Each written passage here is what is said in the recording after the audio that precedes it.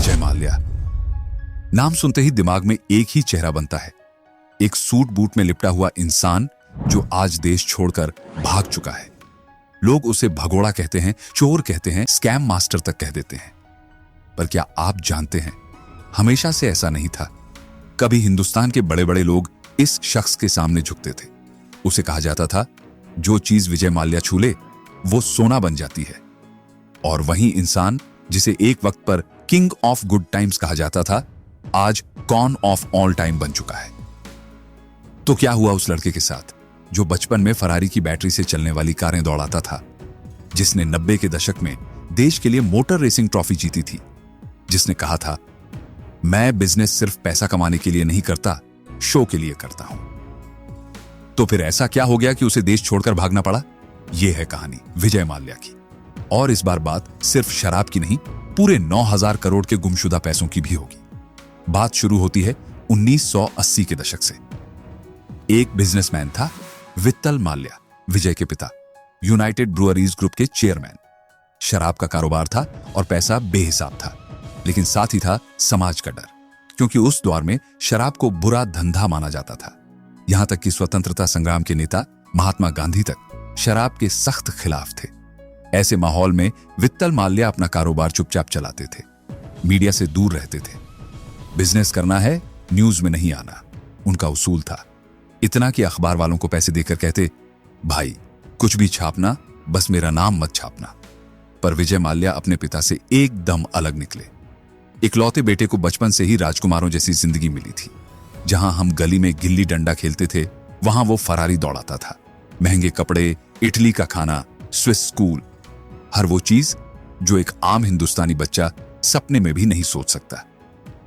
यही नहीं, नौजवानी में विजय को मोटर रेसिंग का जबरदस्त शौक था। 1980 में उन्होंने इंडियन ग्रैंड प्रिक्स चैंपियनशिप भी जीत ली थी। वो एक नेशनल रेसिंग चैंपियन बन चुका था। लोगों को लगने लगा, ये लड़का इंडिया का नाम रोशन करेगा, शायद एक दिन फॉर्मूला 1 में भी जाए। पर किस्मत ने मोड़ ले लिया। एक दिन अचानक वित्तल माल्या को दिल का दौरा पड़ा और उन्होंने इस दुनिया को अलविदा कह दिया। विजय उस हादसे से टूट गया। उसे समझ नहीं आ रहा था कि अब क्या करे। एक ओर पिता की मौत का गम, दूसरी ओर एक अरबों के साम्राज्य की जिम्मेदारी और एक समाज जो शराब के नाम से ही आंखें तरेरता था। पर शायद यह कहानी की सिर्फ शुरुआत थी। उसे यकीन ही नहीं हो रहा था। जिस पिता की छाया में उसने अब तक सिर्फ शौक से जिंदगी जी थी, वो अचानक से उसे हमेशा के लिए छोड़कर चले गए। विजय माल्या एक ऐसा लड़का जो अब तक बस फरारी, फॉर्मूला रेसिंग और फैशन शोज में मसरूफ रहता था। अब उसके कंधों पर था एक करोड़ों की शराब इंडस्ट्री का साम्राज्य, यूनाइटेड ब्रुअरीज लिमिटेड। वो नाम जो उसके पिता ने पसीने से खड़ा किया था, अब उसे संभालना था। कहने को एक युवा बिजनेसमैन बना दिया गया था, पर अंदर से वो अब भी बिखरा हुआ था। लोगों ने कहना शुरू कर दिया, अब ये बिजनेस नहीं चलेगा, ये लड़का सिर्फ शौकीन है, जिम्मेदार नहीं। कोई कहता, इसकी सोच में गहराई नहीं है, बस दिखावा है। लेकिन विजय माल्या के भीतर कुछ और ही पक रहा था। अगर मुझे दुनिया ने हल्के में लिया है, तो अब मैं उन्हें गलत साबित करके ही दम लूंगा। और वही हुआ। 1985 के आसपास भारत एक बहुत बड़े आर्थिक बदलाव से गुजर रहा था। देश में पहली बार एक ऐसा दौर आया था जहां यूथ तेजी से उभर रहा था। जेबों में पैसा था, सोच में आजादी थी और लाइफस्टाइल में ग्लैमर की तलाश थी। विजय ने इस बदलाव को भांप लिया। उसे समझ आ गया कि यह सही वक्त है इंडिया में अल्कोहल को कल्चर से जोड़ने का। शराब अब सिर्फ पीने की चीज नहीं थी, वो स्टाइल स्टेटमेंट बनने वाली थी। जब विजय ने यूनाइटेड ब्रुअरीज की कुर्सी संभाली, तभी से उसके मन में एक ड्रीम ब्रांड का आइडिया था। एक ऐसा ब्रांड जो इंडिया की पहचान बने, जो सिर्फ ड्रिंक न होकर एक एक्सपीरियंस हो। और फिर आया Kingfisher. It's not just a beer, it's a celebration. Vijay Mallya का पैशन, उसका विजन और उसका पागलपन, सब कुछ इस ब्रांड में उतर गया। बेंगलुरु उस समय भारत की नई सिलिकॉन वैली बन रहा था। आईटी कंपनियां धड़ाधड़ खुल रही थीं और यूथ का जमावड़ा बढ़ रहा था। विजय ने इस भीड़ में एक ट्रेंड देखा। ये लोग ब्रिटिश पब कल्चर को पसंद करते हैं, और इसी सोच से जन्म हुआ बेंगलुरु के पहले मॉडर्न पब का, द पब। वो जगह सिर्फ शराब पीने के लिए नहीं थी, बल्कि एक पूरी नई सोच, एक नए कल्चर की शुरुआत थी। विजय ने इंडिया को सिर्फ एक ब्रांड नहीं दिया, उसने गुड टाइम्स को एक एहसास बना दिया। अब विजय माल्या के पास सब कुछ था, उसका टारगेट कस्टमर भी तय था और परफेक्ट मार्केट भी उसके सामने खुल चुकी थी। बेंगलुरु के पहले पब द पब में जब पहली बार किंगफिशर ड्राफ्ट बियर लॉन्च हुई तो मानो भीड़ दीवानी हो गई। लोग सिर्फ बियर पीने नहीं आते थे, वो किंगफिशर मांगते थे। भैया एक बियर देना नहीं, भैया एक किंगफिशर देना। यह था विजय माल्या की ब्रांडिंग का कमाल। किंगफिशर रातों रात एक ब्रांड नहीं बल्कि एक सिंबल बन गया, यंग इंडिया का, अर्बन इंडिया का। द पब की सफलता ने इतनी लहर बनाई कि अगले 5 साल में बेंगलुरु में ही 40 से ज्यादा पब्स खुल गए। हर पब में किंगफिशर ड्रॉट बियर स्टाइल में सर्व की जाती थी।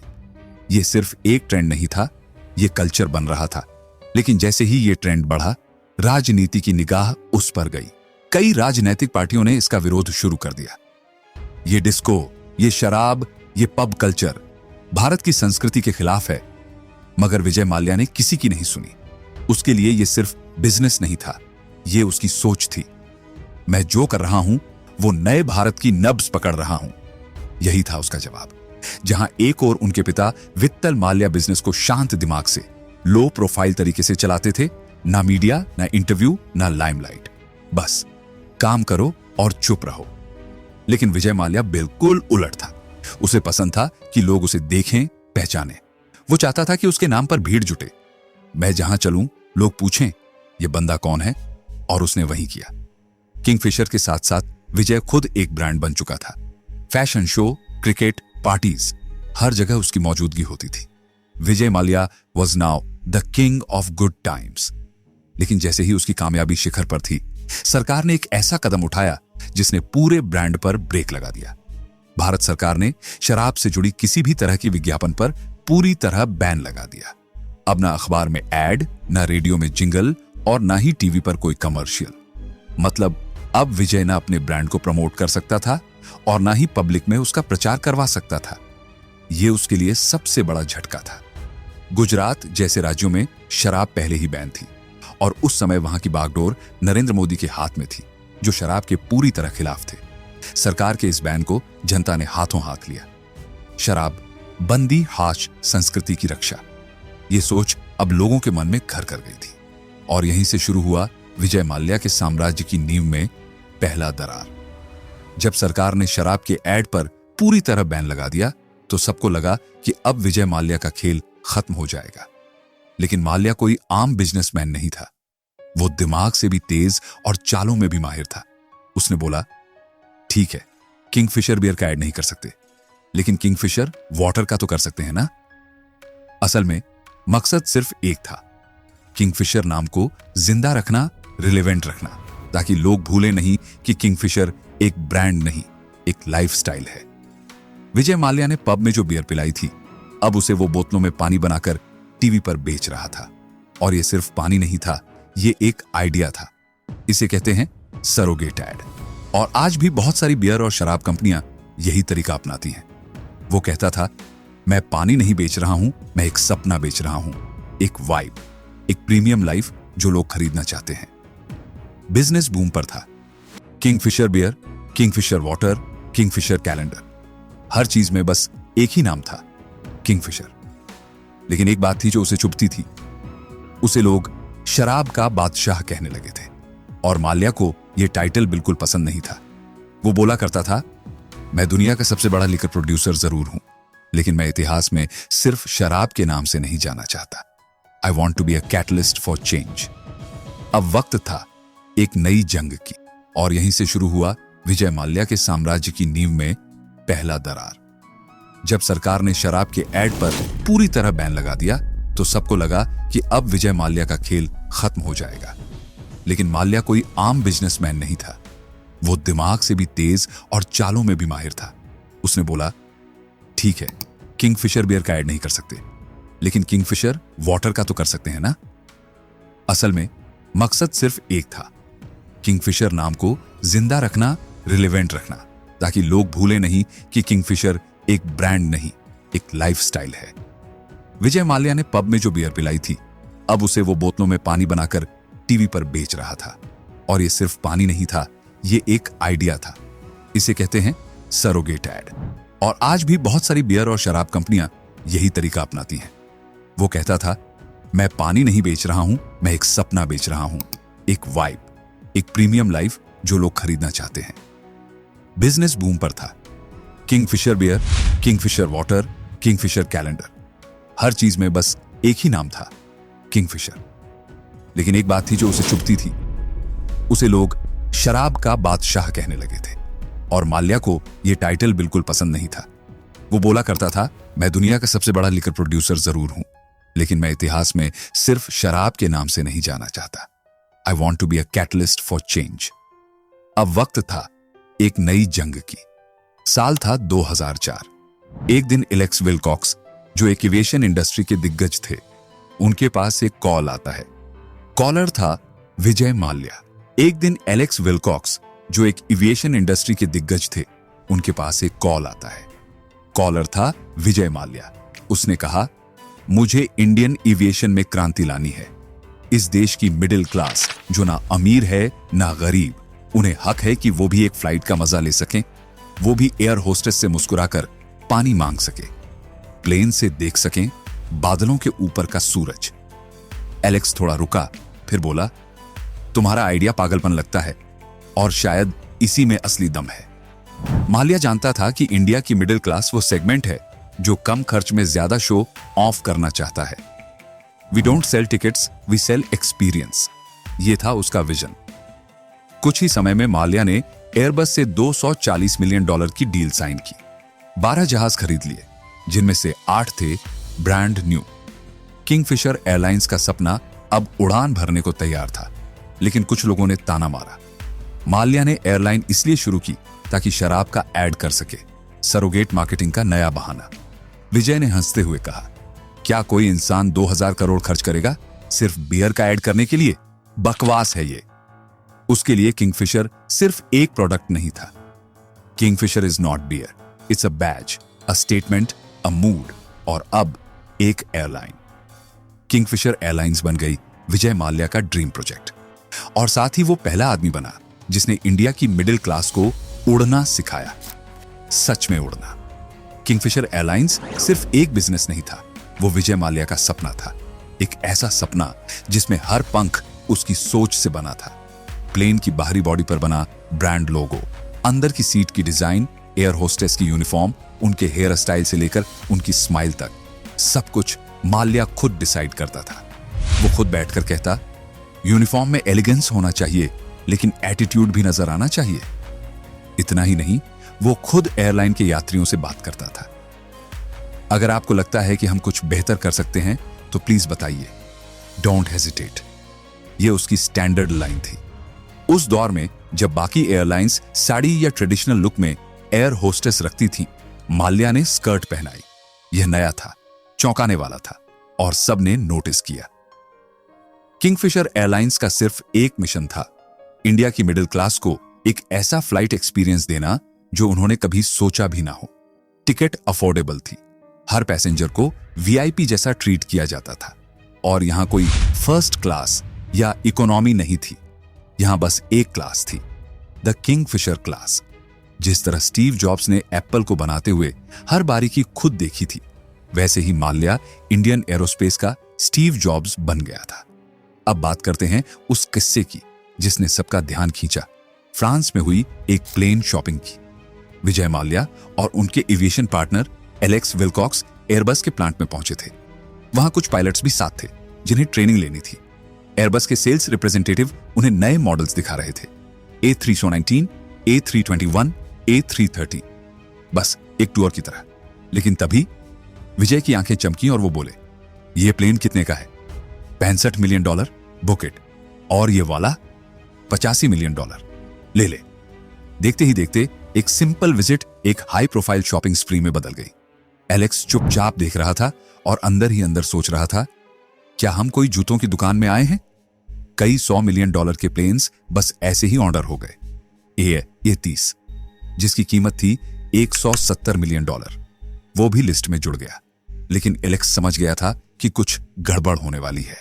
उसने कहा, विजय, तुम जितना प्लेन के डिजाइन से खेलोगे उतना ही यह बिजनेस कॉम्प्लिकेट होता जाएगा। एरोस्पेस को सादगी की जरूरत है। लेकिन माल्या अब एक अलग ही मार्केट में घुस रहा था। किंगफिशर एयरलाइंस अब एक लो कॉस्ट नहीं रही थी, वो बन चुकी थी लग्जरी फ्लाइंग एक्सपीरियंस। पर अब जो पैसा चाहिए था वो उसके पास नहीं था। और इंडिया में जब बिजनेस के लिए फंडिंग की जरूरत पड़ती है तो लोग जाते हैं पब्लिक सेक्टर बैंक्स के पास। और यहीं से शुरू हुई एक नई कहानी, एक और क्रांतिकारी विजन। लेकिन इस बार अंजाम कुछ और ही था। हम $200 मिलियन जुटा रहे हैं किंगफिशर एयरलाइंस के लिए, विजय माल्या ने एक प्रेस कॉन्फ्रेंस में मुस्कुराते हुए कहा। यह पैसा एयरक्राफ्ट्स की खरीदारी के लिए इस्तेमाल होगा, एक नए युग की शुरुआत। लेकिन यह पैसा आएगा कहां से? यह पैसा आएगा हमारे और आपके टैक्स से चलने वाले सरकारी बैंकों से। वो बैंक जो हर साल किसी न किसी घोटाले या करप्शन की खबरों में रहते हैं। और विजय माल्या वो कोई आम बिजनेसमैन नहीं था, वो था एक मैनिपुलेटिव शोमैन जो बातों से ही लोगों को अपनी मुट्ठी में कर लेता था। सरकारी बैंकों के अफसरों के सामने वो कभी अपने लग्जरी सूट्स में दिखता, कभी हेलीकॉप्टर से उतरते हुए। और फिर शुरू होती थी चिकनी चुपड़ी बातों की बौछार। हम देश की एविएशन इंडस्ट्री बदलना चाहते हैं, हमारी एयरलाइन भारत का नाम रोशन करेगी।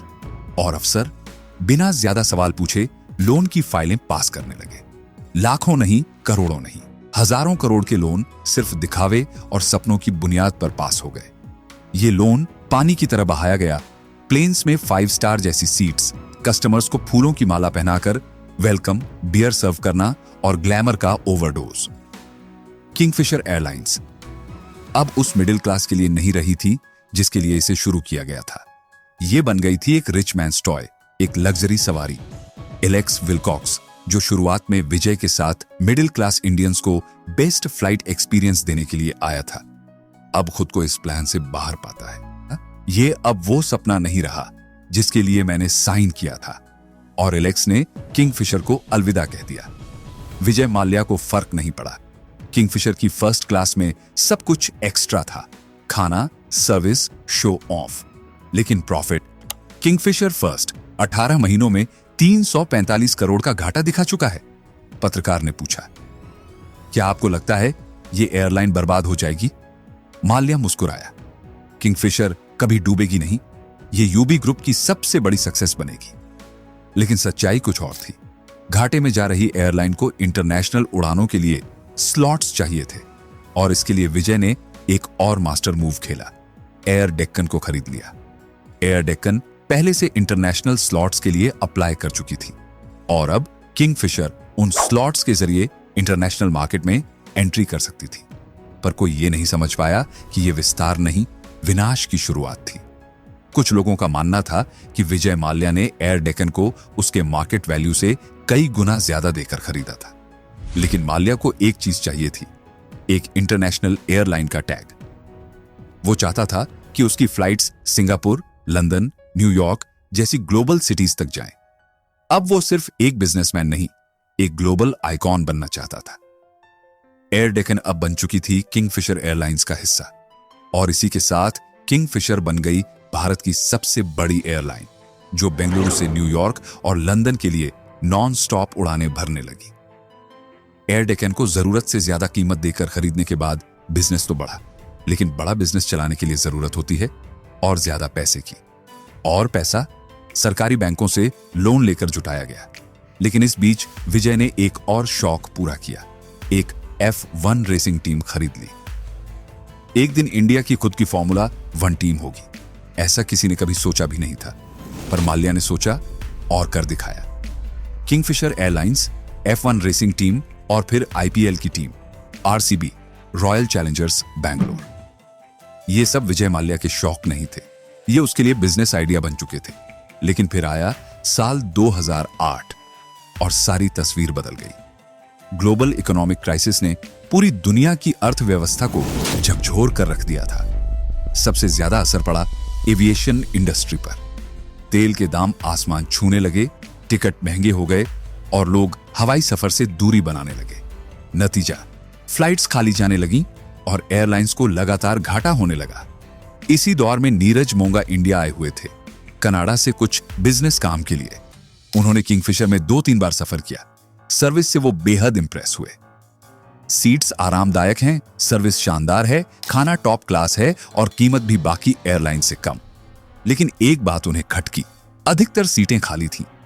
इतनी बढ़िया सर्विस और फिर भी फ्लाइट खाली, कमाई कहां से हो रही है?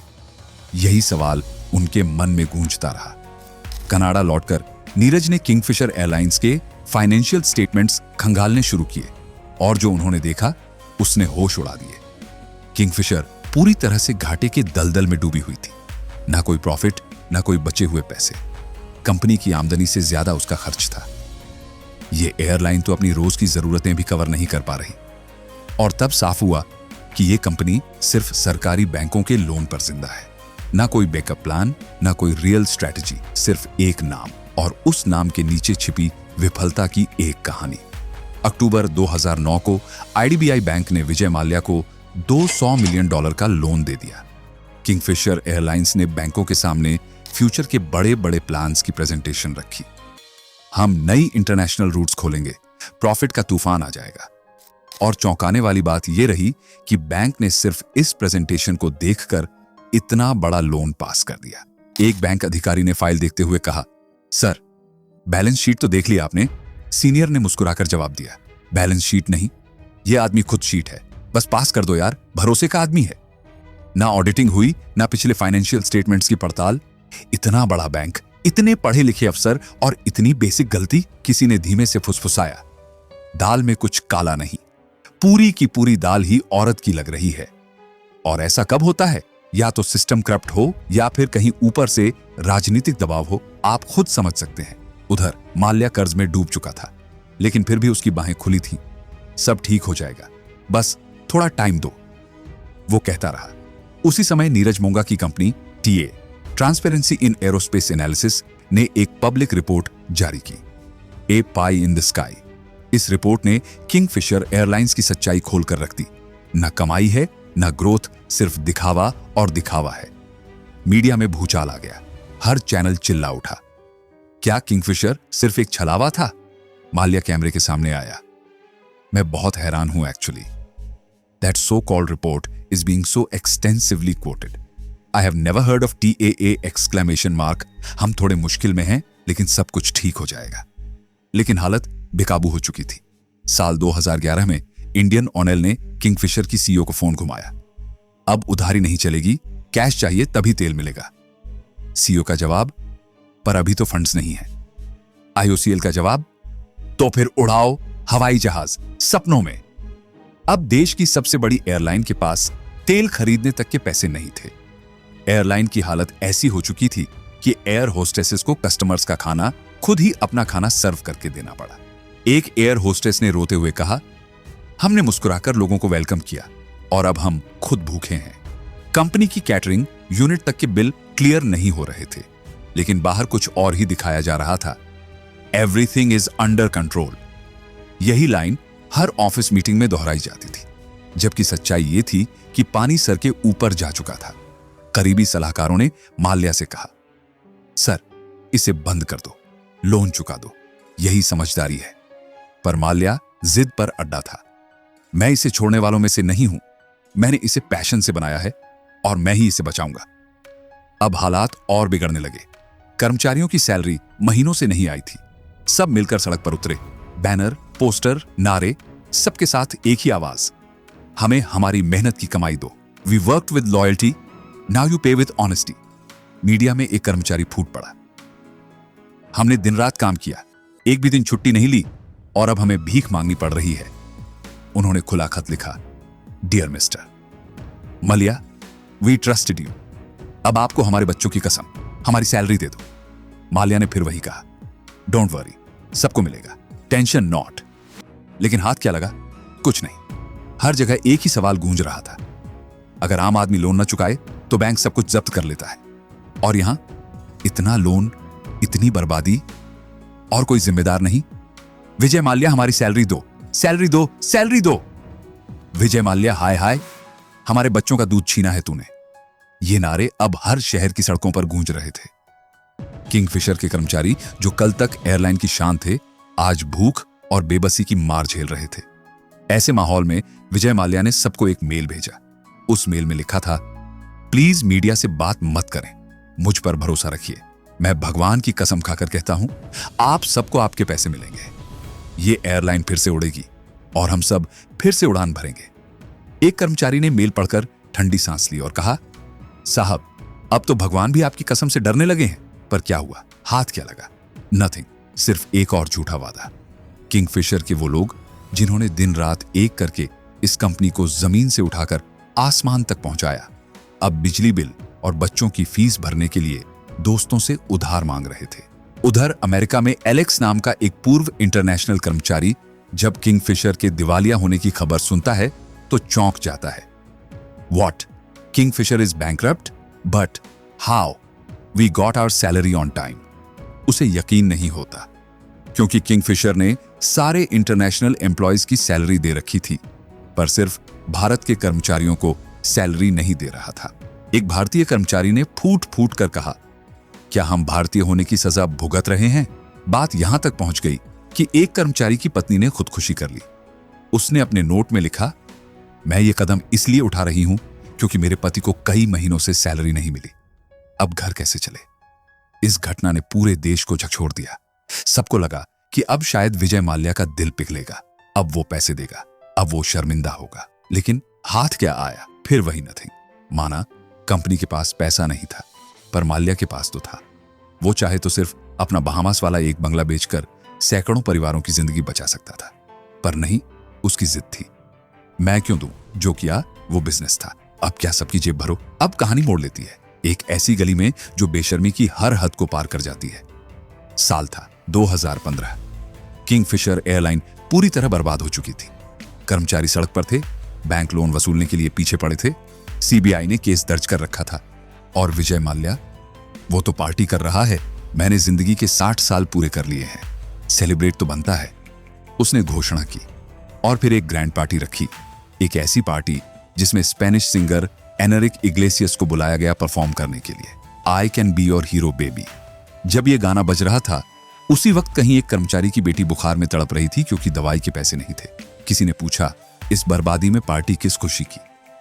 किसी और ने जवाब दिया, वो दर्द बांटने वालों में नहीं है, वो तो जश्न में जीता है। ये सिर्फ एक धोखेबाज की कहानी नहीं है, ये उन हजारों घरों की कहानी है जिनका चूल्हा सिर्फ इसलिए नहीं जला क्योंकि एक अमीर आदमी का पैशन प्रोजेक्ट फेल हो गया और उसने जिम्मेदारी लेने से इनकार कर दिया। अब वक्त है सच्चाई को दिखाने का। इन पैसों से 900 कर्मचारियों की सैलरी दी जा सकती थी, लेकिन विजय माल्या ने वो पैसा एक बर्थडे पार्टी में उड़ा दिया। I don't know how many crores of rupees he spent on that one massive celebration। पर जो भी था, वो सिर्फ एक पार्टी नहीं थी, वो एक तमाचा था। तमाचा उस सिस्टम के मुंह पर जिसने आंखें मूंद ली। तमाचा उन टैक्स पेयर्स के मुंह पर जिन्होंने ईमानदारी से हर साल सरकार को अपना हिस्सा दिया। तमाचा उन बैंकों के मुंह पर जो गरीब किसान को 10,000 के लोन के लिए 10 बार दौड़ाते हैं। तमाचा उन कर्मचारियों के मुंह पर जो भूखे पेट अपने बच्चों के लिए दूध का डिब्बा भी नहीं खरीद सके। और सबसे बड़ा तमाचा उस आदमी पर जिसने सिर्फ एक सैलरी के न मिलने पर अपनी बीवी को खो दिया। उस वक्त जो लोग उस पार्टी में हंस रहे थे, नाच रहे थे, उन्हें शायद अंदाजा नहीं था कि उनका हर ठहाका किसी के घर के टूटने की आवाज को दबा रहा है। यहां तक कि विजय माल्या के बेटे तक ने यह स्वीकार किया, We should have never done that party. It was a big mistake. That celebration was salt on everyone's wounds. 2009 में जो $200 मिलियन का लोन दिया गया था, उसमें भी बहुत गड़बड़ निकली। साफ हो गया कि यह सिर्फ बैंकों की चूक नहीं थी, ये एक सुनियोजित भ्रष्टाचार था। जब मोदी सरकार सत्ता में आई तो इस केस को जोर शोर से उठाया गया और यह सिर्फ विजय माल्या की नहीं, बल्कि हर उस बिजनेस टाइकून की कहानी का पहला पन्ना था जो सिस्टम की कमजोरी को अपना खेल समझता रहा। पर असली झटका तो तब लगा जब 2 मार्च 2016 को विजय माल्या देश छोड़कर भाग गया, सीधे लंदन। सीरियसली, एक ऐसा आदमी जिस पर सीबीआई की जांच चल रही है, वो एयरपोर्ट से बाहर कैसे निकल गया? उसका पासपोर्ट क्यों नहीं जब्त किया गया? उसके ऊपर इंटरनेशनल ट्रैवल बैन क्यों नहीं लगा? सवाल बहुत है, पर जवाब आज तक कोई नहीं दे पाया। और यही है इस देश की सबसे बड़ी त्रासदी। यहाँ गुनहगार मुस्कुराते हुए विदेश भाग जाते हैं और कर्मचारी, जनता, टैक्स पेयर्स सिर्फ न्यूज बुलेटिन में खबरें गिनते रह जाते हैं। अगर आपको ये कहानी सच लगी, चौंकाने वाली लगी या दिल को छू गई, तो एक काम जरूर करना, वीडियो को लाइक करें। नीचे कमेंट करके बताएं, क्या आपको लगता है विजय माल्या अकेला था या पूरा सिस्टम ही इसके पीछे था? और हाँ, अगली वीडियो में हम दिखाएंगे लंदन में विजय माल्या की जिंदगी कैसी है, कैसे बचा वह गिरफ्तारी से, और क्या भारत उसे कभी वापस ला पाएगा। वीडियो शेयर जरूर करें ताकि ये कहानी हर उस इंसान तक पहुंचे जो अब भी सिस्टम पर भरोसा करता है।